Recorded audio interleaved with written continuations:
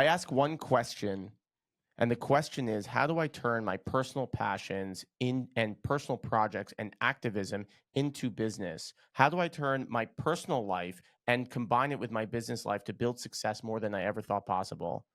We work together as a son-father team. And in this episode of Resilient Riches, we have Lindsay Pinchuk, originally from Detroit, and she's very proud of that. Currently abandoned Detroit for Chicago and married a Canadian, which is similar. My dad's Canadian, so he got really excited that we're going to go over insights on how you can actually take your business and your activism and what you're passionate about and take it to the next level. Lindsay, we're really excited for this conversation. Thank you so much for coming on. And let's get your background story. And I got a ton of questions for you, and we're going to change people's lives at the end of this episode. So stay tuned, everyone. I hope so. Thank you so much for having me. It's such a pleasure to be here. I'm so glad we were connected. I fully am a believer of, people come into your lives for different reasons and the right reasons. And I'm so happy we're connected. So thank you so much. And thanks for having me, like I said. So a little bit about my background. I grew up in Detroit. Like you said, I'm very proud of it. Anyone who's from Detroit knows exactly what I'm talking about. But I've lived in Chicago for about 20 years, 20 plus years at this point. I went to the University of Michigan. I came to Chicago to work in advertising, and I worked in advertising sales for about 10 years before I started my own company. I started a company called Bump Club and Beyond in 2010. It was really to find community as an expectant mom. None of my friends were pregnant at the same time as me. We all have rising 8th graders right now. I was just the first one. And so I started hosting events to really bring together pregnant women in the downtown Chicago community. And through my background in advertising and marketing, I ended up growing this business to do events in 35 cities. We were working with Nordstrom, with Target, every single baby brand. We were reaching 3 million people a month. We were generating 7 figures in revenue for 6 years. And then I sold it to a large agency holding company in 2019. I went and worked there at the new company for a couple of years. It's really hard to work. It's really hard to go work for someone after you've worked for yourself. The reason why a lot of people become entrepreneurs is because nobody else would hire them. Well, actually, when I left my corporate job, they begged me to stay initially. And my whole thing was I was kind of like, well, what's the worst that happens? I go and try this, and if it doesn't work, I'll come back. But I never looked back, so it was good. But when I eventually did leave Bump Club, I left really with the guiding principle that I wanted to help other females, female founders, women in business to build and grow their business the same way I did, which was organically. I bootstrapped the whole thing. I didn't have 1 million followers. I didn't have $1 million. And I was able to build this really just through building a community by being myself. And so I left. I now consult in marketing and organic marketing practices, and I mentor small business owners. And I also have a podcast called Dear Found Her, where I interview and share female founder stories. I do not invite you to the podcast. What'd you say, Yair? I said my dad's not invited to the podcast. I don't qualify as a female founder. Well, Yair and I were like, we're gonna go live on my Instagram because really I don't have men on the podcast, but I want to share his story too. And then on October 8th, on October 7th, when everything happened, I really didn't know what to say and what to share. I have always stood up for underrepresented communities. When I was the founder of Bump Club and Beyond and the face of Bump Club and Beyond, anytime there was anything, I talked about it. I talked about everything from gun violence to vaccines to, Black Lives Matter, really and truly everything. And so on October 7th, naturally, when everything happened, I put up a post that I stood with Israel. And as the day went on and we started learning more and more about what had happened, I was furious and angry and upset. And I just, like the rest of the world, in just utter disbelief. And it took me about a day to find my words. And on October 8th, I put up a reel, really just all about what had happened and how this essentially is how the Holocaust started and how I had been to Poland and seen the camps. And it was like a 3-minute video. And I went home. I was in the parking lot of Whole Foods when I posted that video. And I went home. And by the time I had gotten home, it had been viewed over like 100,000 times.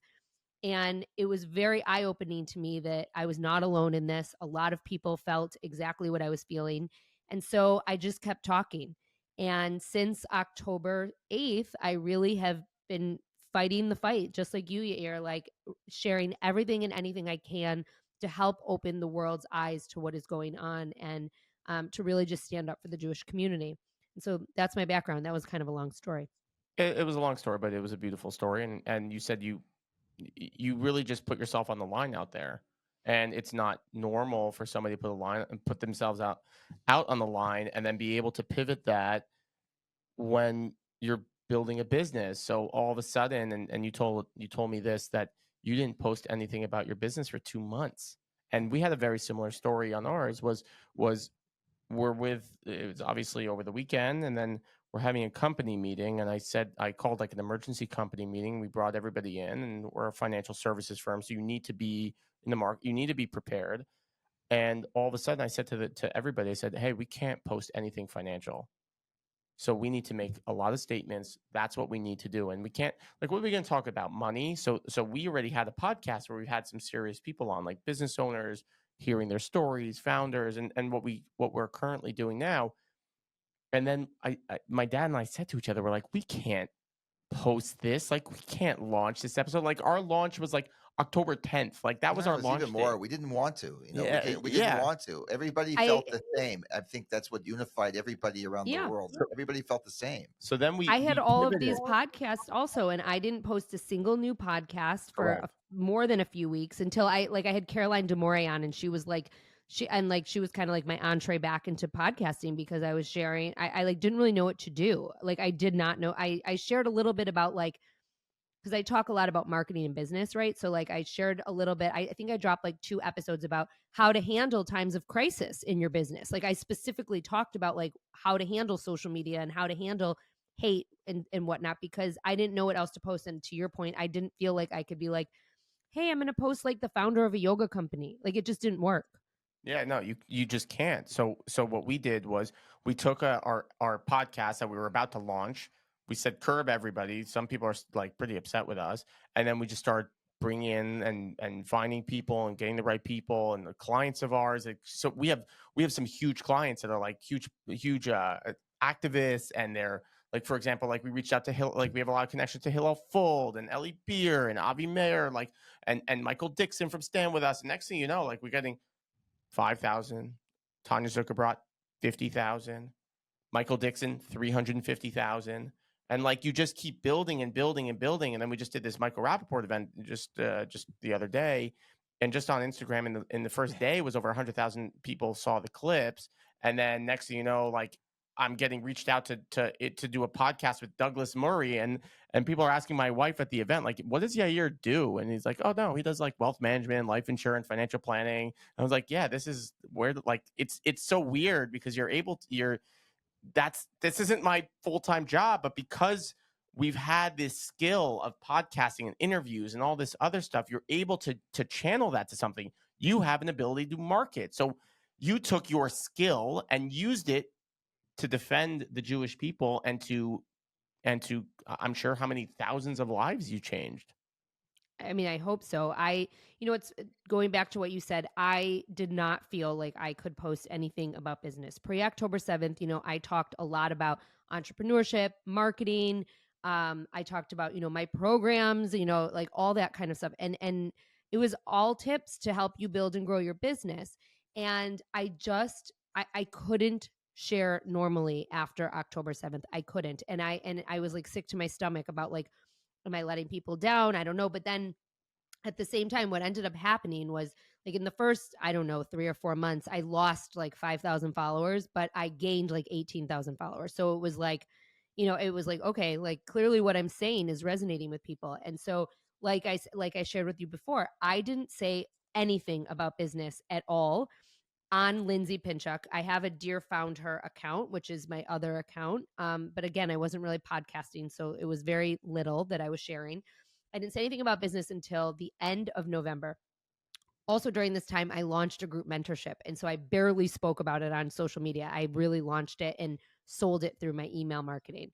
But what ended up happening was at the end of November, it was in 1 week, 3 people said to me, what do you do when you are not standing up for the Jewish community? Like, what do you do when you're not fighting for Israel? Like, do you have a job? And I realized in that moment that I just haven't really shared with all of these new followers what it is who is Lindsay Pinchuk? What does she do when she's not doing this? And so I am very big proponent, and I tell my clients all the time, you have to share your story. It's a big assignment that we do with all of my clients. It's like, what is your story? Who are you? What do you do? How do you do it? And why? And you need to share it, and you need to share it over and over and over again, because when you share your story, one day other people will start sharing your story for you. And I was like, I haven't shared my story in like 2 months. And so I ended up changing my story because my story had changed over the last 2 months at this point. And I shared my story and I said, I'm Lindsay Pinchuk. And when I'm not fighting for the Jewish community, I'm actually a marketing consultant. And this is what's happened over the last 2 months. And I was so afraid that I was going to lose business. I love the when I'm not. I love that beginning. It's such a marketing genius. When I'm not doing this, this is like I'm an activist, and right now I'm an activist. This is really what I do on the side, but like because you showed people your relevance, you showed people who you are as a human being first, and that's really what people want to work with. I think for that 2 months, that October, November, everybody with that for all our full-time jobs was just thinking about Israel and what we could do. Yes. I actually ended up in Israel at the end of November. I was there for about a couple of weeks. So I think at that time was also starting to change a little bit. But we had talked about also, like, I was expecting like we would have all these people come on the podcast, and then it would be like a natural event that people would say, oh, and what do you do? But nobody asked us that. We didn't get that. We didn't get that that request that you got. And certainly, so then as the months go by, and Israel is more secured. I have a son in Tel Aviv, and even when I was there at the end of November, it's getting back to normal. It's the immediate threat has reduced. Even though I have my mother-in-law, she's cooking for everybody. My wife is going back and forth every 3 weeks to help her. She's cooking she was cooking 500 meals a day. That was out of her apartment. She had like 20 volunteers that she was funding herself. Yeah, she got the key of the city from Herzliya. It was like a crazy. Oh my God. Yeah, she was in. It's amazing. She was in I-20. No, not I-24. Times of Israel. She was in Times of Israel. It was a whole thing. But as things are getting back to normal, let's start thinking about our business again. But nobody asked us. I didn't get any. Nobody asked me anyway. Oh, and what do you do? No one's really asking you. Besides being, did they ask you? They didn't ask you either. Not as much. You know what though? I don't think that, like, even if no one asked me, I do think that I would have at some point, and I would suggest anyone to do this. Say, I am Lindsay Pinchuk, and when I'm not fighting for Israel, this is what I do. Like, because it is important to let people know that this isn't what your full time is, and this isn't how you make a living. And I think it's okay to say that. And I do very firmly believe I would have said it had no one asked.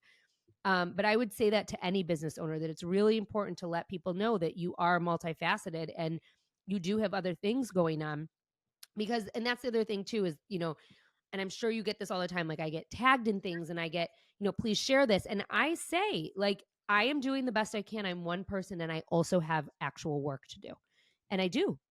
And I do. And I have a family. I have to, and I contribute to our income. And so, I'm doing the best I can, and I don't ever not share things, but I think it's really important for people to understand that there are other sides of you. And, I also feel like people have gone, then you have the other side. And this is a great conversation for me, for us, about activism and your passions in general. If you're passionate about something, you need to be talking about it. And if you're trying to build a community, you need to be doing this stuff. But you also need to tell people, when I'm not.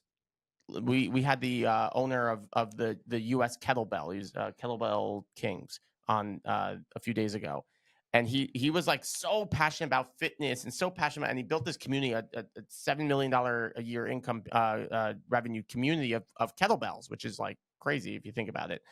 and then he took that passion, turned it into income.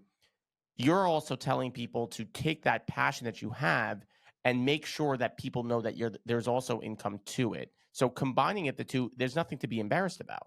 No, there's nothing to be embarrassed about. You did go up in a tangent, but I think what I like about it is that through your activism, and I think I find this with you, Yair, also, and through the podcasts and through your clips on LinkedIn, people are getting to know who you are.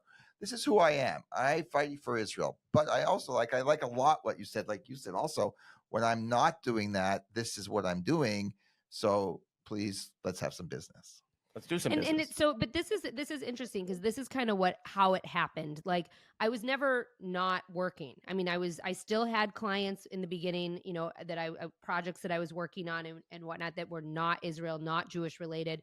But what happened was when people finally asked me, like, what is it that you do? And I said, well, I'm a marketing consultant and I help female founders to build and grow their businesses with no budget. Essentially, that's what I do through simple marketing practices. And when I started telling what I did, what was happening was people who had grown to trust me over the last 2 months were reaching out to me, not necessarily for Jewish related projects, but they were saying, oh my God, my company needs some social media help, or my company needs some content strategy help. And we would love to work with you because we love you.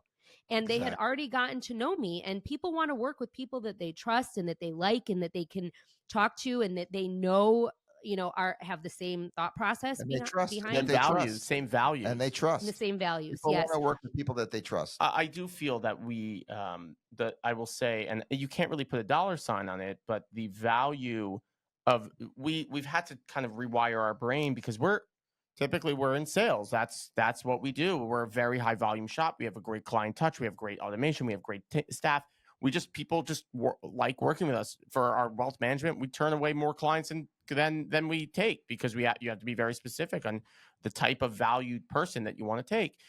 And what I felt is when somebody sees us and they say, I want to work with us, and they fit the mold, it's a hell yeah, I want to work with you. It's not, we don't have to sell our services anymore. It's definitely, yeah. I mean, people see who we are. We've used social media. Here, I'm inviting you into my living room to show you who I am. You know, I put on a post. My wife and I were in Hawaii together. I put that post on LinkedIn. We had another post with the family, a graduation. So people are getting to know who you are. And we also talk about a lot, like we were in debt. Like we talk about debt, and we talk about that talking about money with your family and just ignoring it is not healthy. And we talk about ways that people can get out of debt. And that's deep personal connection.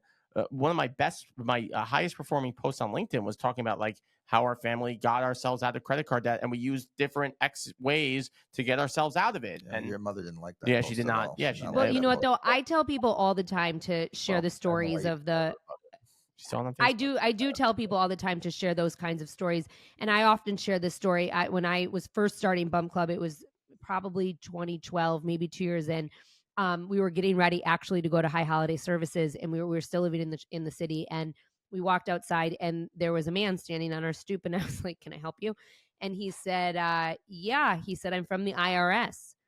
And I was like, excuse me? And it turned out that like my tax accountant like wasn't filing things properly the way he had said. And I had trusted him, right, to do this. I had paid him to do this job.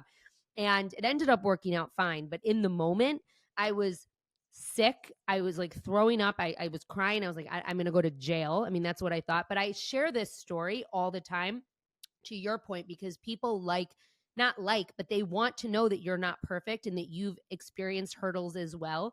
And so I tell that to clients all the time, that like, pull back the curtain. And I think over the last 9 months, we've really been able to pull back the curtain on other things as well. And that's, people get to know you, and people, like I had shared, trust you and want to work with you. And for me, what happened was, you know, I started getting projects that were just normal projects, but with, you know, Jewish clients. And then I started getting organizations and temples and whatnot started to ask me, will you come talk to our community? Like, we have all these women in our community and they do not know what to do. And so now I give a talk that I go do that in places around the country.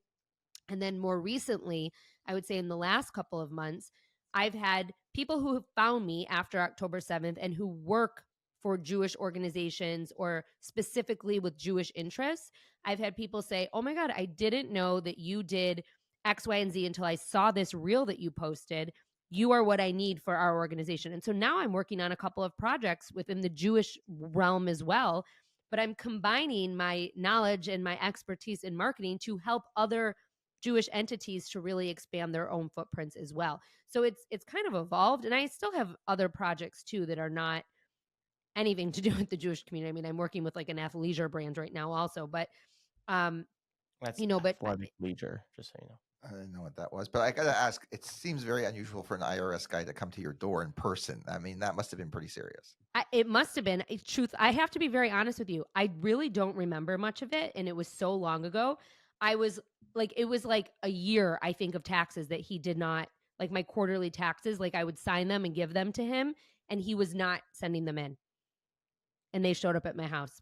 That's a wild thing. Yeah, That that's sounds as like Con Edison or whoever handles It your was electric coming was over to your terrible. house. especially right by Rosh Hashanah.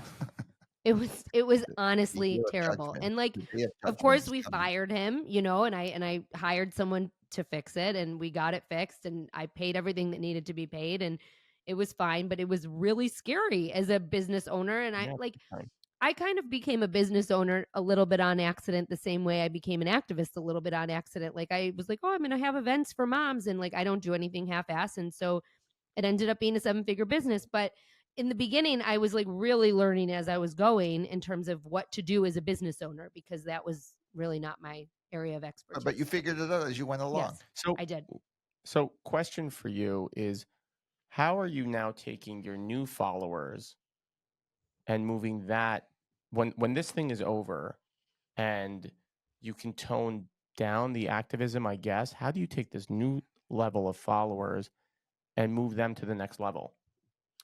Not And what's the everyone next is. what's the next stage for you? Yeah, I mean, not everyone is going to be someone that's a quote customer for me, right? But one of the things that I'm working on right now within my podcast stream of revenue is appealing to women 40 plus, not just entrepreneurs, but really women who want to make changes and who want to pivot. A lot of it is entrepreneurship, but the people that I'm bringing onto the show and the topics that we're talking about aren't just relevant for women who are entrepreneurs. And so I'm not going to be someone who's going to continue to talk to everybody all the time. I mean, that is what I do. I talk about entrepreneurship. That's what I do. It happens that a lot of the women that I have on my show are of interest to other people. And so people who aren't entrepreneurs, they listen. And I think really a big goal of this is to develop that community further, to continue to support women. And a lot of women are finding me through the activism, and they just like don't know what to do or where to start. And then they're realizing, oh, but like Lindsay also talks about these other things, and I fit in over here too. And so my goal is really to build up that part of I my also think business. I would suggest though that I think things have changed a lot for the Jewish people now. I don't think we're going to be able to go back to what it was I think before October I 7th. agree. The activism is not going to stop. I agree with I you. agree. Actually, I feel like fighting anti-Semitism will stay. Everybody, I saw something just before we started, that says that some anti-Semitic group suggests all Zionists should leave New York. That they should be pushed out of New York. I mean, I think that our eyes have been opened to, and I think a lot of what happened by Gaza opened up a lot of people's eyes that where it's serious here. It's not going away. It's not something that that's just a funny thing that they do. Yeah, they don't like us, but I think that serious anti-Semitism is there, and people realize that, and it's not going away. I agree with you. And I mean, I have always, throughout the last 20 years of my career, provided a safe space for people. So, in the beginning, it was parents and expectant parents. We had this safe space of trust and education and proper information. And then it's, female founders and business owners. And now I do provide a safe space as well for the Jewish community. And I have a lot of men who follow me too. I mean, there are a lot of men, and actually a lot of dads who have like college age kids follow me, because I talk a lot about the anti-Semitism on college campuses. And I'm just like I can connect with these people, and I do connect with these people, and I do provide a safe space. And so, I do think Yair, to your point, like I don't think it's really going anywhere, and I think it's really just continuing to talk about that was really part of my point. business. Yeah, that was really my point. No, I was going to bring it first, and then that you was took really it. Oh, my sorry. point. No. It was going to be my point. It was my point first. I brought it up first. Let her finish her thought, and then I have to make fun of you. No, I was just saying, like, I think that I will continue. I'm not going to stop talking and fighting for the Jewish community, but I'm not going to. Nobody can. And I'm not going to stop talking about my business too. And I just think that like the right people will continue to follow me into that realm as well. And I do have a separate Instagram account for Dear Found Her, where I'm really talking more about business now, and entrepreneurship, more so than I was before. Like I wasn't really sharing my personal story there before. It was really all my guests. But now, given what I share on my own Instagram, I do share a lot of my own stuff over Maybe there that's as what we well. should do. So Maybe we should have it's like a figuring it personal out. account. It's fine. No, we've separated well enough.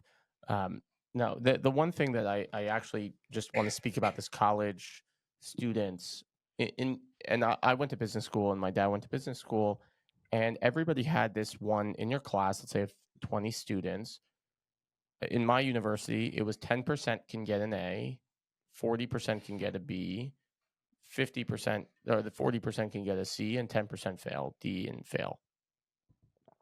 That's not the real world. Somebody asked me this morning, why do people hate the Jews? I just don't get it. And why do college students hate the Jews so much? I just don't get it. I go, because in college, it's a zero-sum game. If you get an A, that means I get a B. If you get a B, that means I get a C. So I won't help you because I need to get ahead. But in the real world, zero-sum games don't exist. There is an unlimited amount of wealth. And the Jewish community as a whole says, okay, well, we are very small, but we control an immense amount of money.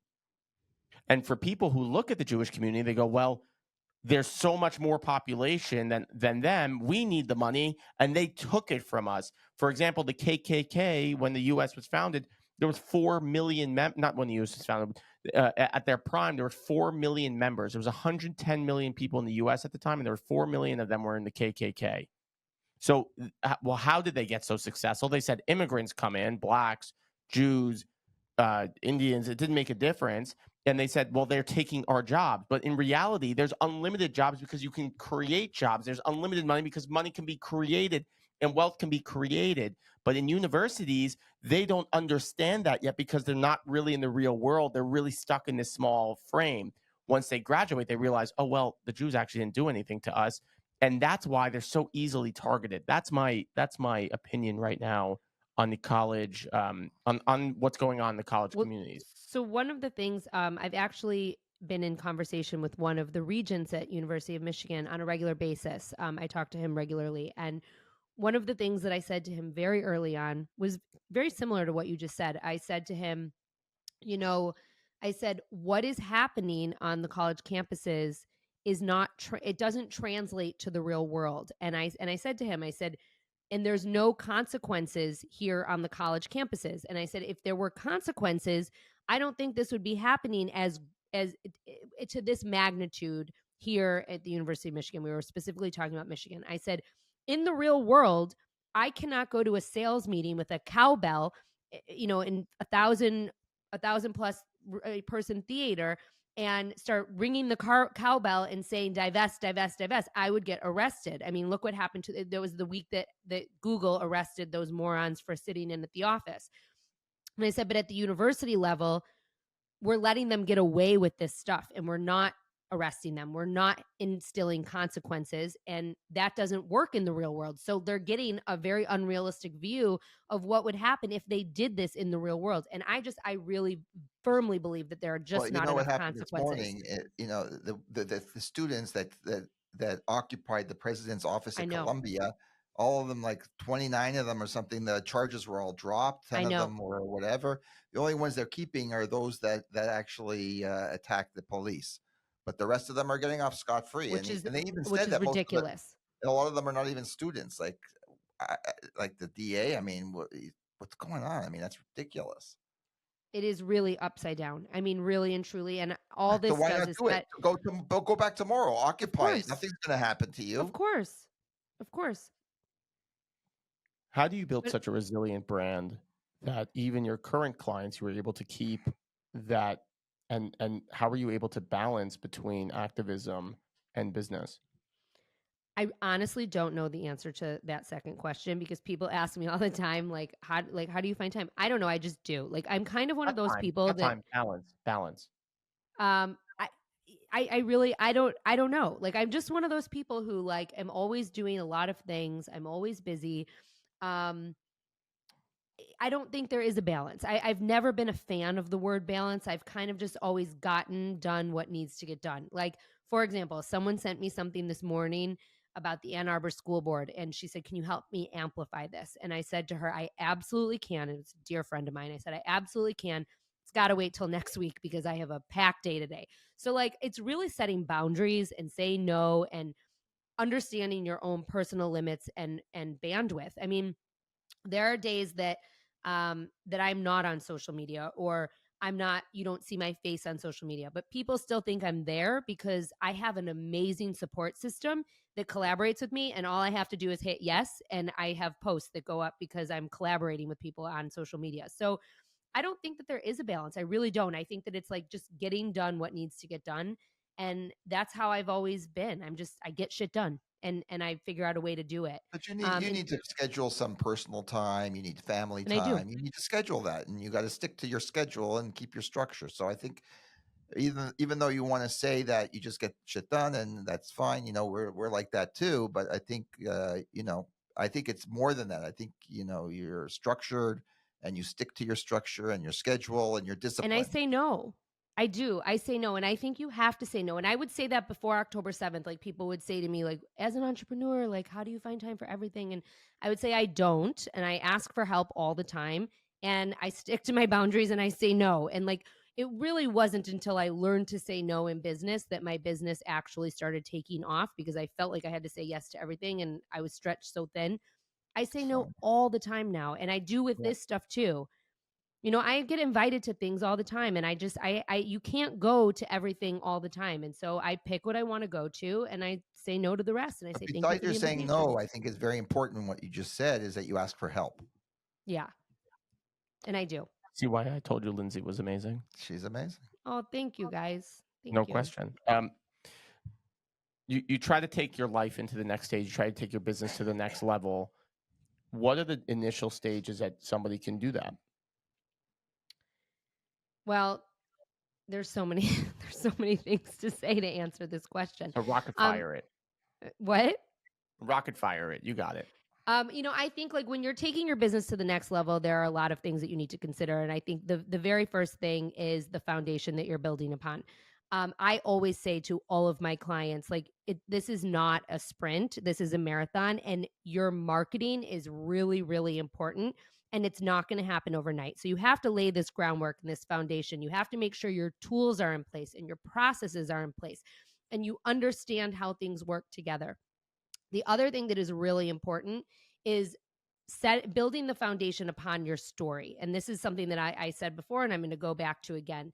You have to know who you are, what you do, why you do it, how you do it, and you build from there. That's how you connect with people. That's how you build this bridge to transaction with people, because people want to know you, they want to trust you. So you lay the foundation with your story and you build up. Now, one of the things that I also say is that a lot of people only rely on social media. And when you want to build your business and take it to the next level, you cannot only rely on social media. I have a method that I use with my clients. It's called SWEEP, and it stands for social media, your website, emails, events, partnerships, and publicity. You have to be utilizing all of these tactics in order to take your brand from here to here and up to the next level. It's not going to happen just by posting shit on Instagram. You really and truly have to create messaging, create content, and sweep it through all of those tactics in order to make sure it's working together to build the awareness that you need in order to drive the bottom line revenue growth for that next level that you're looking for. Yeah, just posting stuff. People think like, oh, they're just gonna find me, but the people who typically find you are like not people that you really want to be found with. No. No, but it doesn't even turn it. I mean, they find you, and maybe they are those people, but they're not. It's not translating into business. It's not. Unless you're following the whole platform. Yeah, Unless unless you like follow the sweep. what did we do really, really well? How do we make millions of dollars off Please tell LinkedIn? me. Please tell me. No, how do we make millions of dollars on LinkedIn? Oh. What we did was we would reach out to people. It was a typical practice that we did. We reached out to people and we invited them to an event. We didn't say, "Hey, we'd like to do business," or "We want to do business." We invited them to come to a networking group. Yeah, I still do that. They came to a networking group. What happened? I had that this morning. Well, exactly. What happened to the networking group? The networking group then they saw us. They got to know us a little bit. We vetted them because some people like, didn't you have somebody that was like in a hospital bed, like at your networking event? It was like he was like dying or something. It was weird. Oh my God. Remember? Yeah, it was like in Slovakia or some random country. I don't know. Whatever, I remember. I don't know how Listen, you don't remember. because I You're got a ver- lot of people that come Yeah, and go. I use it a lot. so he brings him. This is just a style we use, and we've coached. I've done this seminar over and over again. Nobody ever implements because they're too scared. No, but we do another thing also. Oh, wait, let me finish. So then from the networking event, we then turn that into if they're good, then we turn that into a relationship. We have conversations. And then when you build up so many new people that know, like, and trust you, you're able to then refer to each other. So you create this little community on LinkedIn, and we've literally closed, like, our biggest client came from that. We've closed, I don't know, hundreds of clients just Yeah, off of that one strategy. That's been very good. Wait, it's been it's amazing. so funny that you say that. So in August or September of last year, so I hosted events for Bump Club for 10 years, thousands, 2,000 of them actually. And when I was done, I was like, oh, I'm never going to have to host events again. No, like, wrong, because events are really important to your marketing process. And so last summer, women in my community, and Dear found her, were like, please host events. We want to meet people. And so last September, I started hosting free in-person networking events. And I found a place to give me their space. And I was kind of like, okay, like, if 10 people come, I'll be thrilled.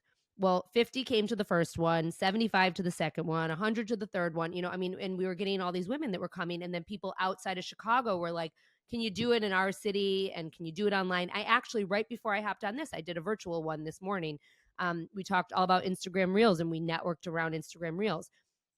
All this to say, when I launched my mentorship in the fall, when I wasn't talking about business on social media, half of the women who joined my mentorship were women who had come to my events. Half. That's amazing. Yeah, And- because and the it's- event is so good, especially the in-person ones. We have in Yes. person. We have also virtual, but I like the in person. I'll tell you something. It The Michael gives you the chance to showcase who you are and really connect with people and the meet Michael people. Rappaport event. There was 550 people at the event, and I wish you would have been 551, Lindsay. Me too. Probably 200 of them were for me.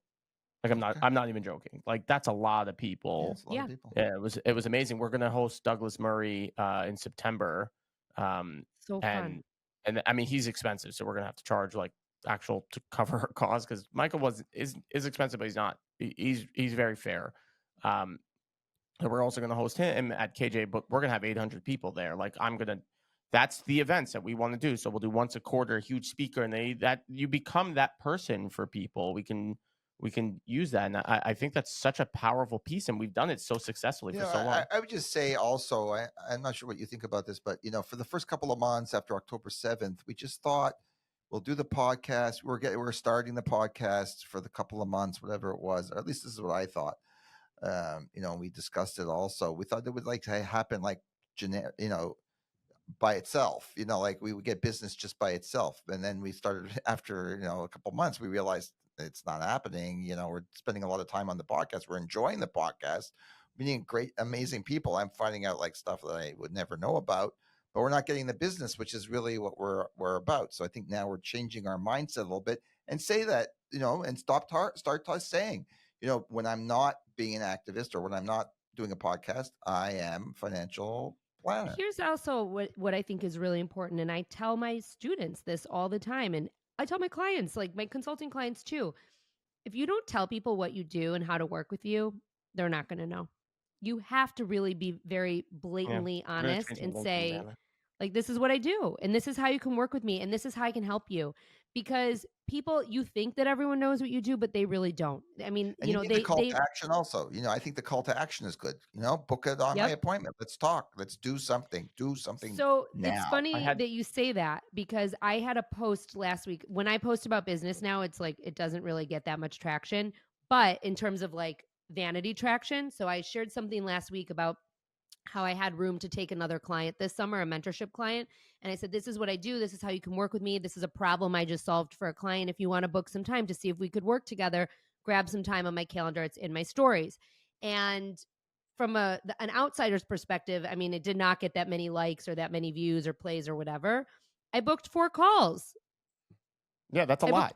That's a lot. That's a lot. We don't take more than one client a month for wealth management. Like, we just don't do it. We just don't have the bandwidth. It's such a process, and you really want to be careful. The beauty of what you're saying, is those 4 people are, hell yeses. Yeah, they're already people that are 75% of the way there. These are people that are already Yeah. mostly interested. And I'm going to get on the So when phone we- with them and Yeah. and we're going to talk about their problem. I'm going to say, this is how I can solve it. And this is what it costs to work with me one-on-one. And like, I need to know, by tomorrow, because I'm only taking one more client by the end of So you it. don't have to sell yourself because you've already No. done that part of it. And the people that are responding, like we get a lot of those kind of like when we get a good referral, those people are already interested to talk about it. Yeah. No, it's what the call to action right now, I would say, is, Lindsay, you're a genius and people have to hire you, but only Oh, if thank you're you. only, you got to be all in. That's really what I'm saying here for our listeners. So yes, sorry. I do you're want to say something. No, I want to say something because we didn't talk about this, but I think this is so important for business. And this was a really big challenge that I had. And I think it's really important to share. I had literally the biggest project that was offered to me since I left Bump Club on the table in December. And it was the largest contract that I would have signed. And it was an easy job because it was in the parenting space and I could have done it in my sleep. And I go have this call. We decide on what the contract's going to be. I was on Christmas, or not Christmas, but like holiday vacation with my kids. And I come back down to the pool and I open up my phone, and there are 3 founders of this company, and one of them is a celebrity. And I open up my phone, and the kid's daughter is doing something anti-Semitic, or this founder's daughter is doing something anti-Semitic. And my heart fell into my stomach because I know that it's not reflective of the brand, but I know as the person who's coming in and working with them on partnerships and marketing, I'm going to have to work with this founder and connect the founder with contacts of mine. And I'm like, there is just no way in the world that I can be out there fighting for the Jewish community and Israel, and then behind the scenes be working for a company who's run by someone who isn't speaking out and saying, no, this isn't right that my daughter did this, because she didn't. The company was amazing, and I expressed to them, I cannot take this job because of X, Y, and Z. But I turned down a lot of money. I mean, it What was their impacted my. response? What was their response when you said that?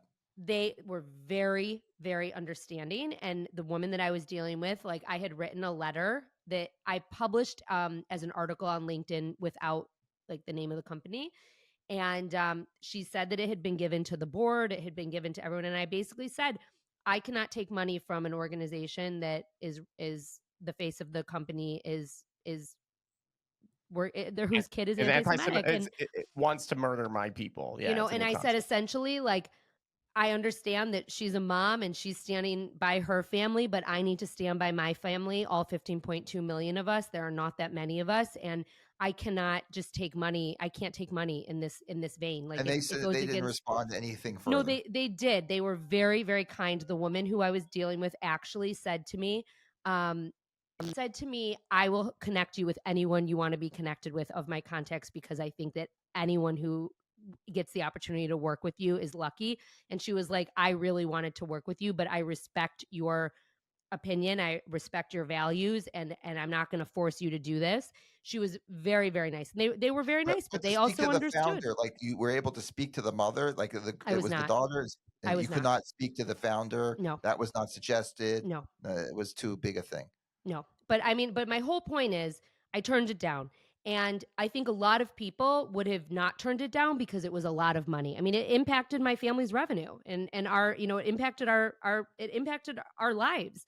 And sure. I had set aside this time to do this project, and I am a firm believer in things happening for a reason, and bigger things and better things came along, and it was fine. I replaced the revenue, and it worked out. But like, the whole thing is if you're going to talk the talk, you have to walk the walk.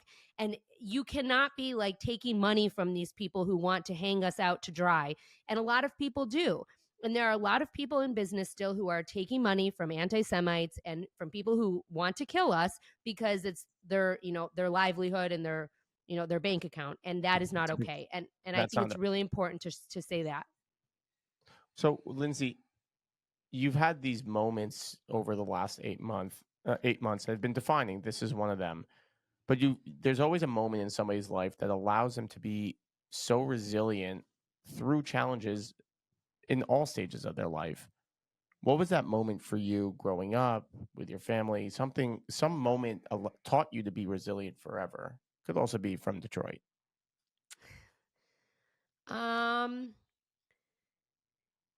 You know, when I was 21, actually the day before my 21st birthday, one of my very, very, when the day before my 21st birthday, I received an email actually, because we didn't have cell phones, I don't think yet at that point.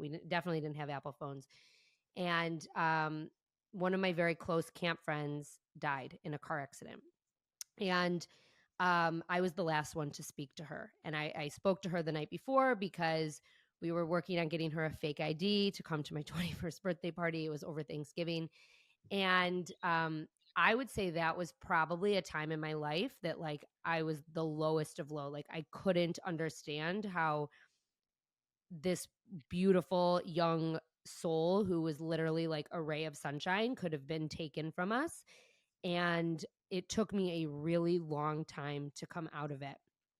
But I will say that what got me out of it were the people around me, my friends, my family, my community, and really my friends. I mean, I was in college at the time, and my friends were so amazing, and I couldn't have done it without them. But what it made me see is that there is always life beyond.